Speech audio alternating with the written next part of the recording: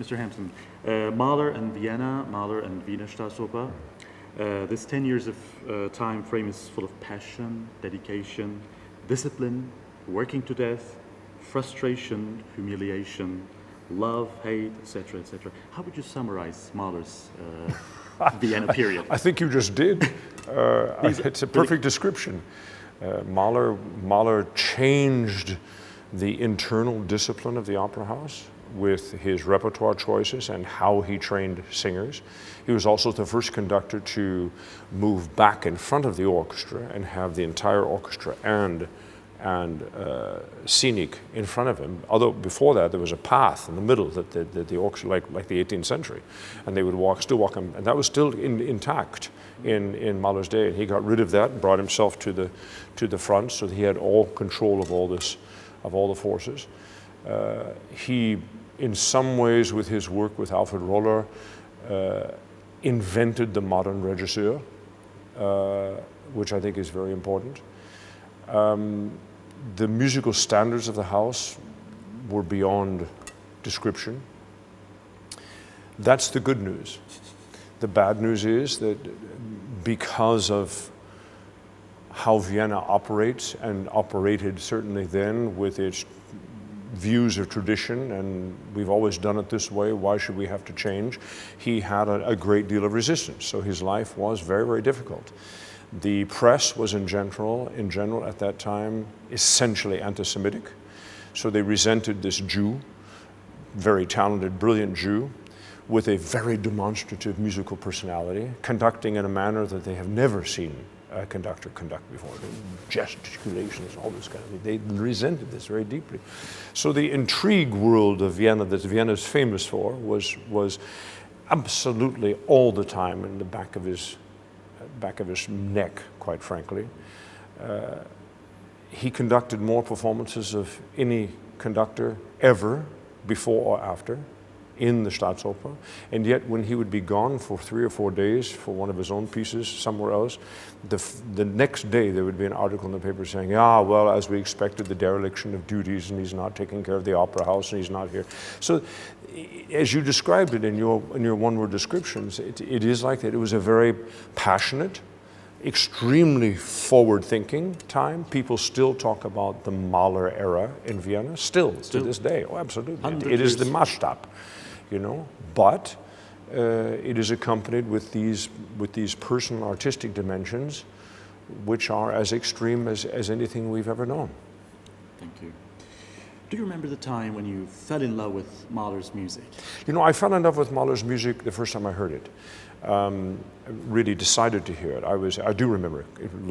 It's a wonderful story, if I may. You can cut it out if you'd like. No, please. I would like to hear that. I was studying. I was in school. I had been accepted to the summer program in Santa Barbara with Marcel Sanger, where Lotte Lehmann had just died. And the summer, it was, I don't remember exactly, very early, 1980. Something like that. And Marcel assigned songs to be learned, and he decided he was going to have a session where 5 different singers would sing one of the Kindertotenlieder.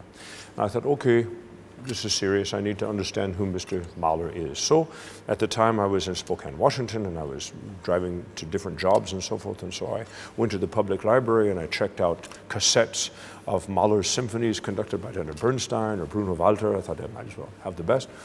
Put it in the car and started to drive to my next job on the freeway. And I thought, well, I'll start at the beginning, Mahler 1, you know, so. Verticals, yeah.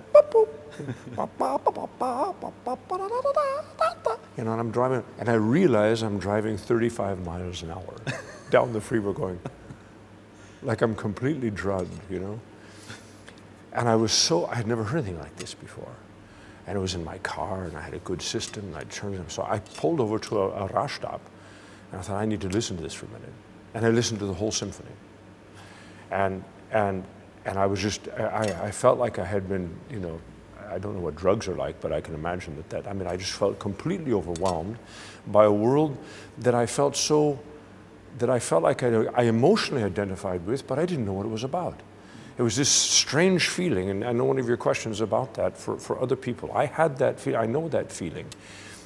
So then I came to my job, an hour late, and fortunately it was in the music school, and I said, I had this amazing experience. I was listening to Mahler 1, and I had to stop the car, and he said, have you never heard it before? And I said, no. I said, oh, I'm surprised you came to work at all. So from this day forward, and then learning his songs, it's more of a love affair. I consider Mahler, regardless of when he died, a kind of mentor. He has shown me connections to literature and history and music, musical substance, musical elements, the agogic of music. He has been as much a mentor to me, and of course philosophically at the same time, as any Leonard Bernstein or Nicholas Harnoncourt was. And what did you learn from him regarding Mahler's music? And I was so young, and the most astounding thing of my time with Lenny was that this wizened, deeply experienced musician, brilliant old life, saw in me as a young man, 32, 33 years old, from nowhere in America, with no particular reason to, I came from nowhere. I just found a love to this, and I knew how to sing, and I was passionate about it. That he saw in that an instinctual understanding of what needed to be and how it needed to be sung of Gustav Mahler, and he reached out and he protected me, and he showed me to make music with a master it's hard to describe. I mean, any musician would say that. Just being in the presence, I'm sure anybody that worked with Pablo Casals, it wasn't about, on Tuesday afternoon, he told me, it isn't like that. Yeah. When you're in the presence of a master, when you make music with these great musicians, especially as a young person, your whole awareness just goes up another level. If there was one thing I would say that Lenny never talked about, but was clear, was that Lenny was brilliant. I mean, we know that. He was genius. And he could in the minutiae of theory, discuss music, or in the grandiose ways of music and what we all love about music speak. And he could analyze pieces beyond belief, psychologies of the Kindertotenlieder, and it was wonderful. We'd have good conversations. But the most amazing thing, and the most important thing, is that when Lenny made music, he was a musician. And it was about that minute, that second. It's what Barenboim says. It's in our lives as artists, it's about everything we have in our life on that instant of making and choosing to make that music audible, whatever it be. For Mahler, that's a huge responsibility, because Mahler's music is the tip of a universe iceberg, regardless of what it is that you're singing or performing. And this is what I learned from Leonard Bernstein. You cannot be wide enough in your understanding so that you can be specific and focused and exact at that moment of making music. And Tuesday is different than Thursday, is different than Saturday, is different than one year to the next. That's life, and you must accept yourself and that too. I was with him for such a short amount of time, 3.5 years. But it has obviously been part of my life. During his last years, yeah. The last year, his last concert in Carnegie Hall was my debut. Oh, really? Yes, in 1990 we did the Rückert songs and the Fahrende Gesellen with the Vienna Philharmonic. We had just recorded them and done them in Vienna. We went on tour, or I went on tour with them. Was it in autumn? No, it was in the winter. Winter time? Oh, winter of 1990. After your Musikverein concert together? Oh, yes. And we went on tour with them, and it was very exciting. It was my debut and his last concert. It turned out to be his last concert. And then that summer we were in Sapporo together. Lenny that's where he gave the famous speech about I must dedicate my life now to education. Mm-hmm. And then came the announcement that he was retiring completely from the conducting stage. His doctors just said, you can't take it. And it was probably more serious than everybody knew. But he then he died in October of 1990. And then we had the big memorial at Carnegie Hall, which I'll never forget. I sang with Michael and Thomas the simple song from his Mass. But the last thing we heard that day, and you can imagine that everybody in the world was there, and all the major orchestras that he had conducted had members that did assemble. Wow. The last thing we heard that day was the Candide Overture. without conductor. Really? They just had the score empty, as if Lenny should be there. I get emotional thinking, you can't, I just couldn't. Can you imagine me too? Oh, I mean, we just sobbed. You know. He was a great musician, extraordinary human being. Extraordinary man, yeah. That's a wonderful question. That's a tough question. We could spend the whole show on that. Yeah. You know, there's been so many things written about Mahler and so many assumptions. What would I say? I think that regardless of his, I find him a very questioning person. I think he didn't accept anything on face value. And I think there are some misconceptions of Mahler that I'm passionate to speak about. Mahler had a tremendous sense of humor and a wonderful glinting eye for young people. Which we don't mention. No. And also his preoccupation with the questions of death. Essentially, is death a cul-de-sac or is death a door? And whether he actually satisfactorily answered that for himself, and of course you have, perhaps in that rather banal description, the essential difference between the Jewish faith and the essential difference to the Christian faith. You know, but what I find Mahler's questioning, his preoccupation with this question of death did not mean that he had a death wish. He did not want to die. This was a life cut short. And I think that's very, very important. His life's energy was so full. He was bereft when the doctor told him he couldn't swim and hike so much anymore. He was bereft when he had to pull back from everything that he was passionate about. He was angry with himself when his collapse in 1901 in the hospital and had to relinquish his duties and so forth. All of these things were crippling blows of fate that he resented that like any healthy person resents.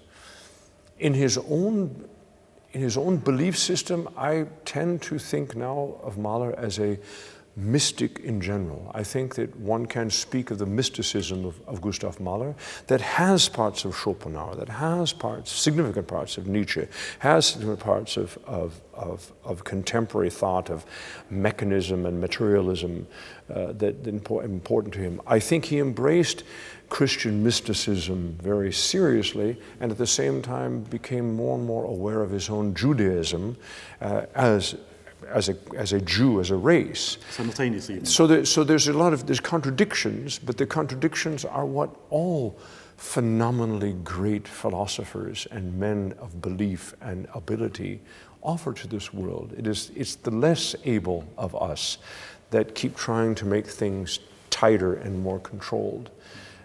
And I think we have a lot to learn from people like Gustav Mahler. Yeah. And what aspects of his life and career do you see as incomprehensible or unbelievable? Well, I think that just the phenomenon of composing. I mean, the idea, because I'm not a composer at all, but the idea that you say, okay, this is my summer period, I'm going to sit in my hut and have breakfast at 6:30 and work for 6 hours, and this dumbfounds me. I think that the volume of created pieces, music, inside of this unbelievable working method. We talk about the 10 years here in Vienna. I mean, the Vienna years of creation versus, well, also creation, but conducting, much less running the opera house and being in his own life with his wife and his 2 babies and, of course, the tragedy of the one. This is an overwhelming complex to me. I think that what overwhelms me with Mahler is just the sheer natural force of life that must have been in this man. The prominent baritone role. You know, somebody asked Lenny that once. He said, really? You know, isn't it too bad that he didn't write an opera? And Lenny said, oh, he did, 50. Wow. Because his songs really are like small operas. And the big songs and the great songs are as scenically, psychologically developed as any opera that I sing. They're just in a much more contained perspective. That's one answer. The other answer is, you know, of course it would have been very exciting to have him write an opera. He had several thoughts about operas and subjects that he explored, including the Don Juan of Tirso de Molina or Rubezahl. We have so much from him. If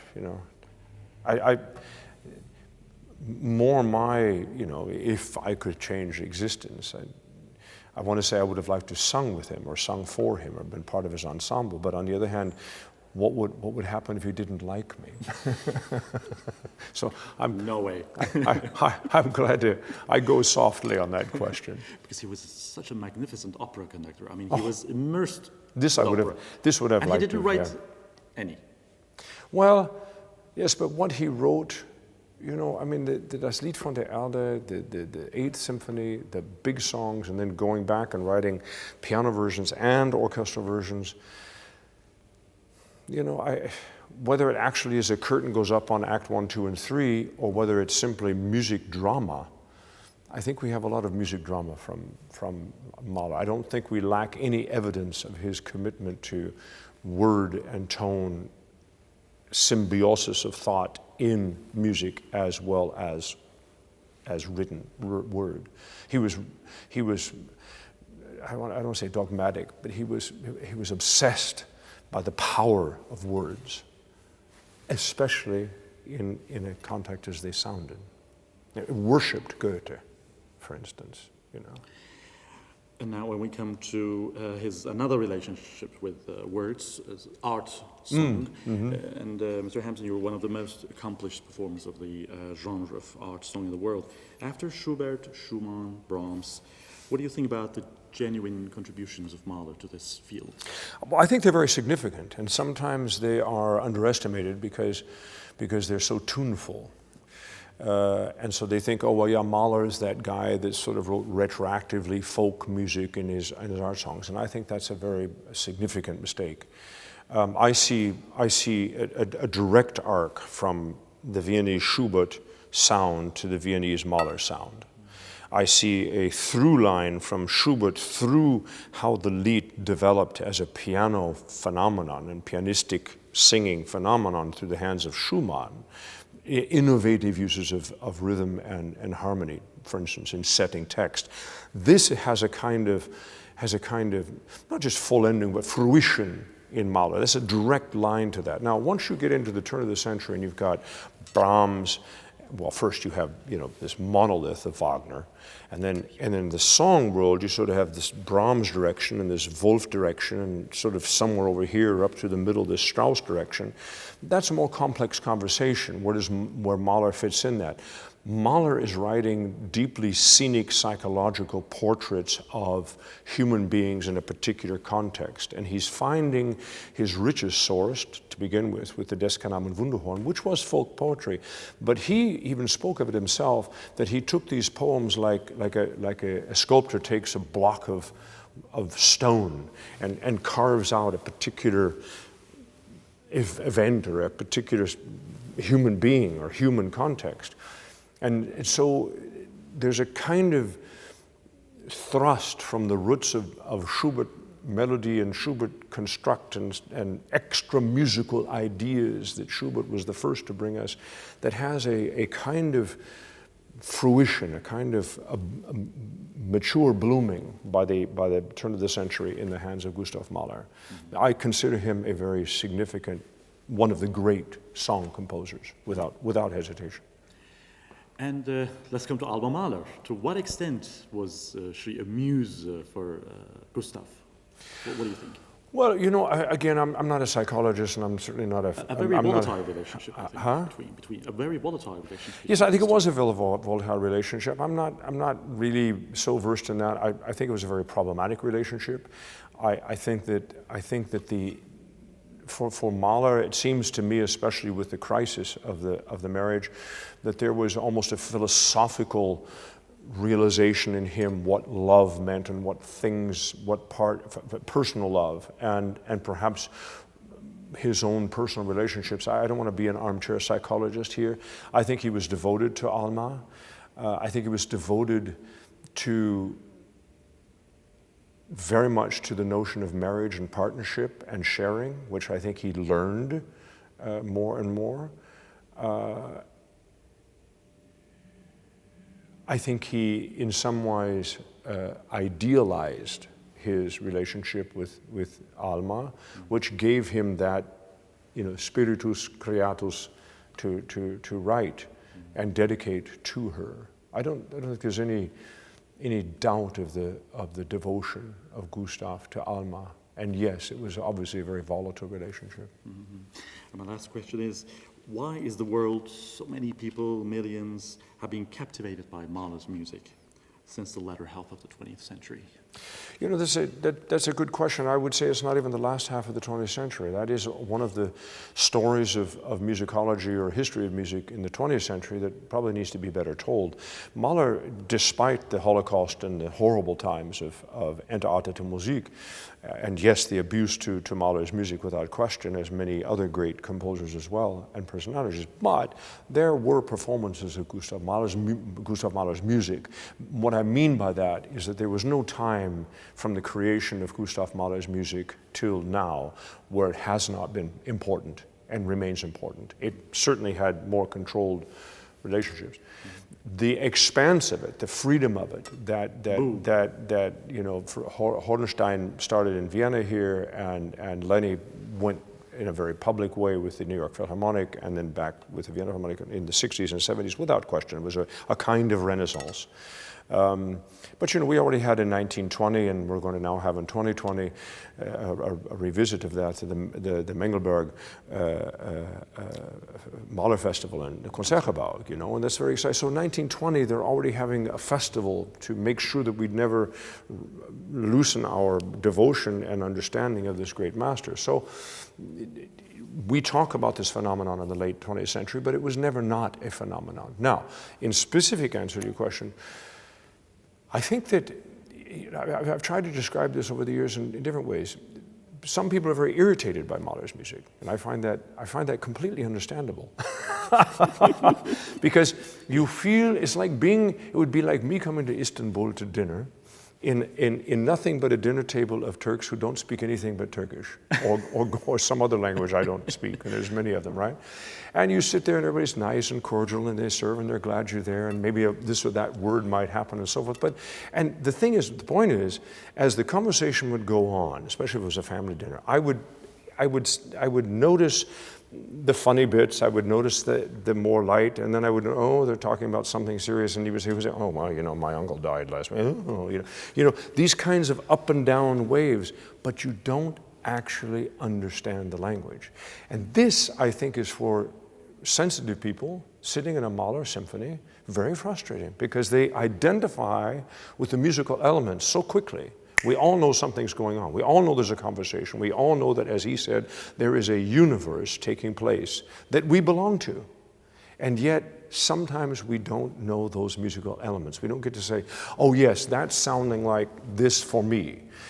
When you learn that over time, when you are more experienced with that, when you trust Mahler more, it becomes a phenomenally rich experience for any public performance. And people, I think, then trust themselves to go into their own journey as a human being on this journey with Gustav Mahler. And I think, curiously, he's one of those few composers that just accesses that vibrating DNA in human beings. I don't know any other way to put it.